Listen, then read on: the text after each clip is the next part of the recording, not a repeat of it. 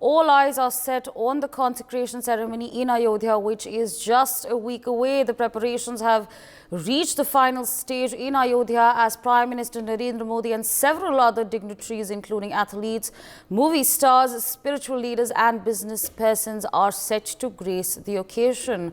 In the light of the consecration ceremony, we have a special guest joining us on the telecast, Ms. Anita Bose, the convener of the Global Ramayana Encyclopedia project. The project, in fact, aims at the global expansion of the Indian culture through Rama and providing documents to future generations. This project documents each tangible and intangible information related to Ramayana, verifying them with utmost authenticity. She's in fact joining us from Thailand to express her views on the grand inauguration of the Ram Mandir. Ma'am, good morning and thank you so much for speaking to us on NewsX. I'm going to kickstart by asking you, what was the idea behind Global Encyclopedia of Ramayana when it started? It's a beautiful project. It was started in the 2020 in between the COVID period, and it was started by UP Cultural Ministry and Ayodhya Research Center. Our director was Dr. YP Singh sir. He was the main person, enthusiastic person who started this project, and definitely with the grace of our great CM Yogi Adityanath ji and his whole department of cultural ministry. The idea was that we should make an encyclopedia, or we should make all the documented thing regarding our Ramayana, because Ramayana is not only an epic. Ramayana is the heart of the India, and we very few of us know about that the expansion of the Rama's thought, Rama's teaching, and the philosophy of Ramayana, how it was spread not only in India but the outside of the India. There are so many countries they followed those things. So YP Singh sir and the Ministry of Culture, they try to make a book, make a, you can say it's like a dictionary, or it's like an encyclopedia where you can get all the information, all those things, maybe in the literature, maybe in the painting, maybe in the daily life of the people, how Ramayana influenced other countries, how Ramayana influenced inside India also. We have so many different type of Ramayana. We all know about that, the Tulsidasi Ramayana, Prithivashi Ramayana, Convenor Ramayana, but along with that, we have many various type of Ramayana. And how the people followed that. Is it only a epic? Is it only a book? Or is it only the recitation? It's not like that. So the focus was, the goal was that we should do a proper way to on the research. We should do something like a very systematically and collaboratively with the Indian scholars and the world scholars, and then we can make something very beautiful way, which can be, it is not only for our country but it is for whole world. That if we know that one epic and the teaching and the philosophy of ancient India, how it was spread in the all over the world, that will be a great effort. That was the primary focus of this project. All right, ma'am. I mean, how many countries did you manage to connect with as a part of this global encyclopedia? Yeah, thank you so much for this question. Actually, you know that Global Encyclopedia of Ramayana was a dream project of the UP Cultural Ministry and also the YP Singh sir and the other person who are involved in that. So our goal was, as the convener, they made me convener of that project that time in 2020-21. So our goal was to, as much as we can learn about the different countries from outside world, outside India. So that will be helpful. So in that way, in 10 months, in between 10 months, we connect almost 40 countries. And we are aware about the Southeast Asian countries. They have their own Ramayana. But at the same time, we have the Caribbean island. We have the European countries. We have the Guatemala, the Latin America, even in the few part of the Ukraine. the Russia, the Kalmykia, the different part of the Australia, they all have something which is related with Ramayana. Even in the Mauritius, in the Fiji, in New Zealand, so many countries they all participated in those 12 months, and we're trying to understand that how they followed Ramayana, how it was so important in their life. So in this way, we connected so many countries. You had made a 12-point action plan. How much work could be done? It was made by the ministry, and as the convener of the project, my part was to connect the whole world actually. That in this way, and you can say some way we were successful because so many countries responded, just like the Hungary, Ukraine, and the different part of the Southeast Asian countries. So it was a goal. There are 12 points that there is many things because we want to know only not only that the how it is in the literary project.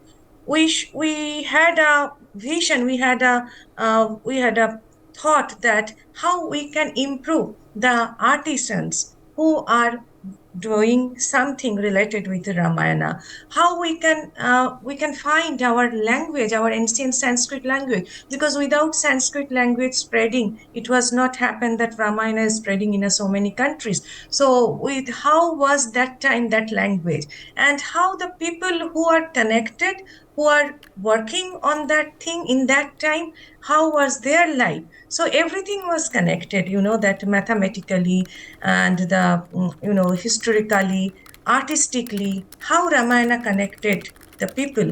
That was one of the main goal, and I especially I working on that. All right, ma'am. How significant is the building of Ram Mandir to this global encyclopedia that will be taken forward? It's a great question, and as you know that after Y.P. Singh sir passed away, very unfortunately he passed away for the COVID, and so we all are very happy because we dedicatedly trying to do that work, and it was a plan to making many volumes of the global encyclopedia project, but we had only the one volume is a curtain raiser volume. Oh, this is a great moment for all country, the whole country, and it is not the whole country, I believe it is for the whole world, that the Ram Mandir is a very significant thing for all the people who believed in that. And Global Encyclopedia, you can say that it was a starting that how the whole world can connect with our culture and heritage, and we can share our thought. So it will be very great if someone taking this thing in future, so that will be more appropriate that how Ram and Ramayana is connected with the global aspects. So the Ram Mandir and the Global Encyclopedia Ramayana is really connected. So, but it can be said in the future that how it can be more gracefully work. What are some of the most unexpected places where you found links with the Ramayana? Yeah, that is a very nice question because there is a place in Guatemala. So the ambassador here was there who belonged from the Indian embassy. He sent a very interesting thing, articles and the photos that in the Guatemala they have the monkey temple. So the monkey temple, and it was related with the Ramayana story. It was such a Latin America is so far from us. Latin America is so far from us, and there is also we got that thing. And in the life of that Mauritius, the Fiji, the New Zealand, those small island, in their life, they followed Ramayana in a very closely in their heart. So it is also very interesting for us that when we are searching, even in Ukraine, they have that, they are not the directly, they don't have any Ramayana is like that us, but there is a there was a very common, route to know about Indian epic.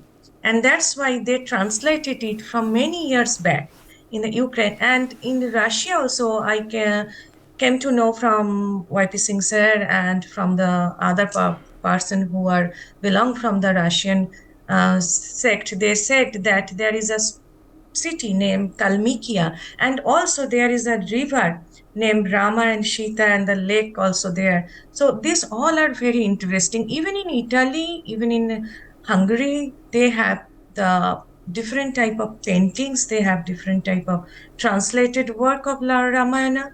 That was also very interesting to know that how one epic can spread so much far from our country. Yeah, that's very interesting. But how do people in Southeast Asia perceive their Indic heritage? You see, when I came from here, because I live here almost 9 years, and if you can see in my background, the temple, it is temple of the Fimai. The place name is Fimai. Fimai is actually name came from Ram Mahabharata, hero of the Mahabharata, the Madhyam Pandav, the Bhima. The Bhima, so Bhima was the uh, from Bhimayapura, it is Fimai. But surprisingly, it was a Shiva temple once upon a time, almost 1,000 years back, and the whole temples architecturally made. There are so many pillars, so many, the lintel. They have the Ramayana sculpture is there. So you can understand that in the Southeast Asian people, the if you go to Angkor Wat, people know about the Angkor Wat temple, the greatest Vishnu temple, the largest temple. But there are so many temples in Cambodia.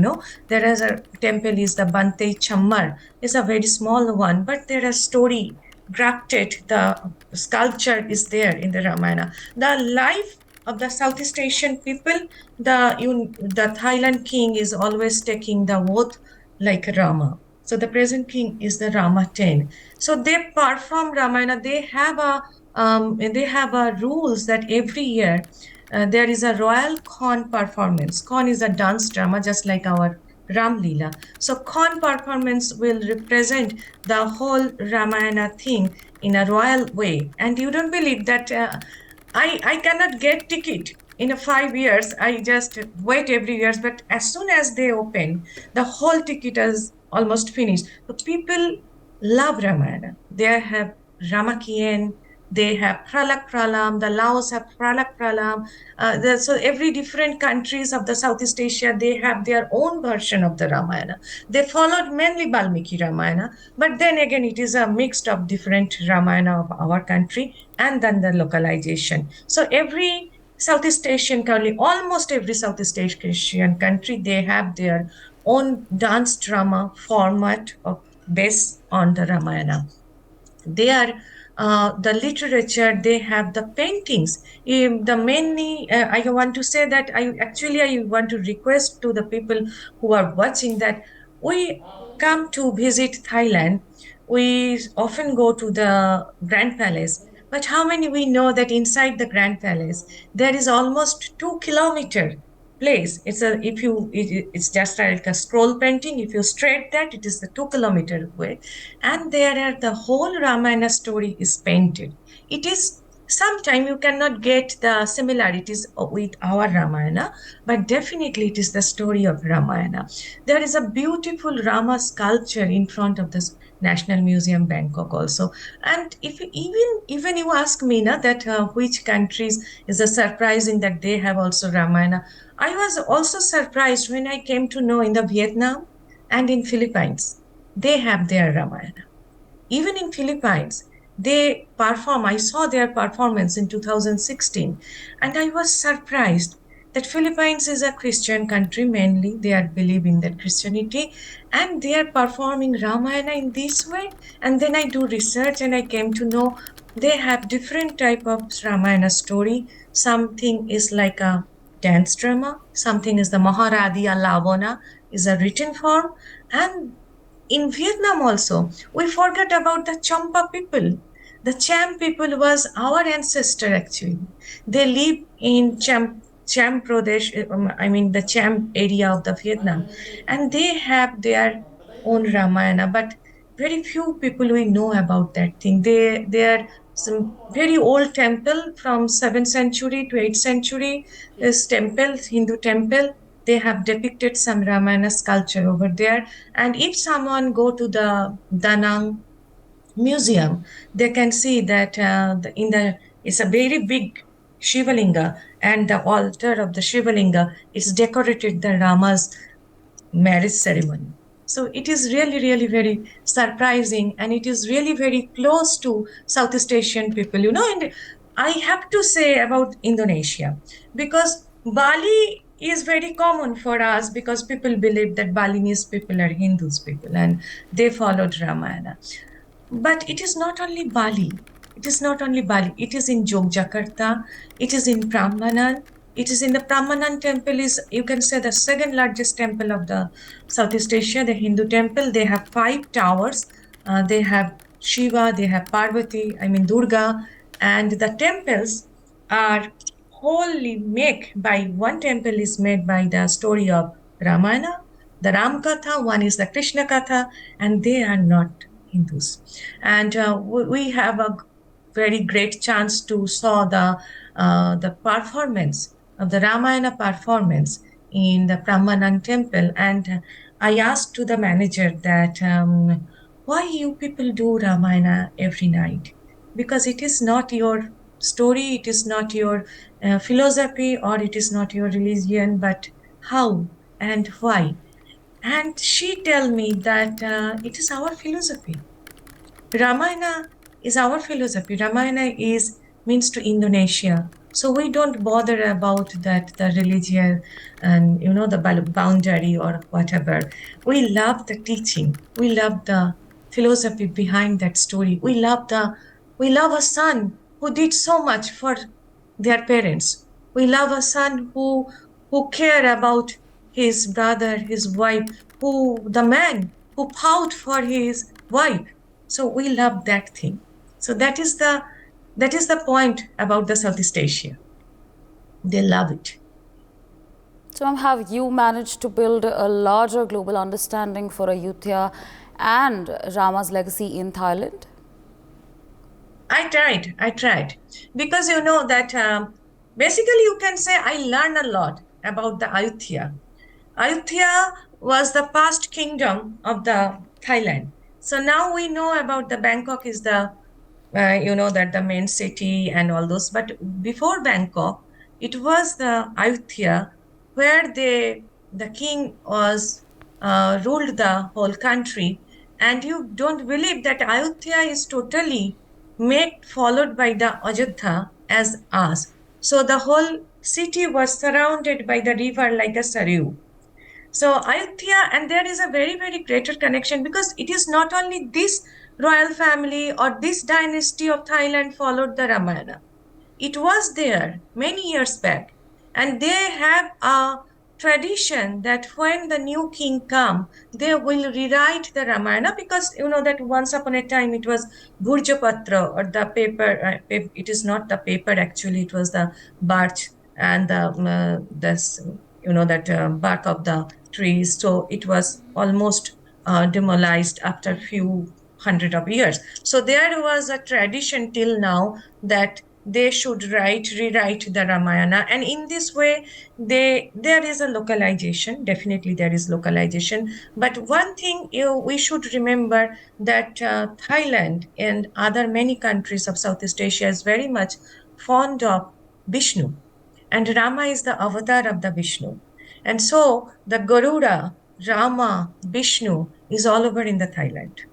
Their seal, their symbol, you can see the Garuda is everywhere because Garuda is the Bahana of the Vishnu. And they believe that their king is Vishnu as the form of Rama. So this is a very, very deeper connection with Thailand and India in the case of the Rama and Ramayana. All right, ma'am. With that, I'd like to thank you for joining us on the broadcast and sharing those comprehensive and insightful, informative, having such an informative conversation with us. For more such videos, subscribe to the NewsX YouTube channel, hit the bell icon.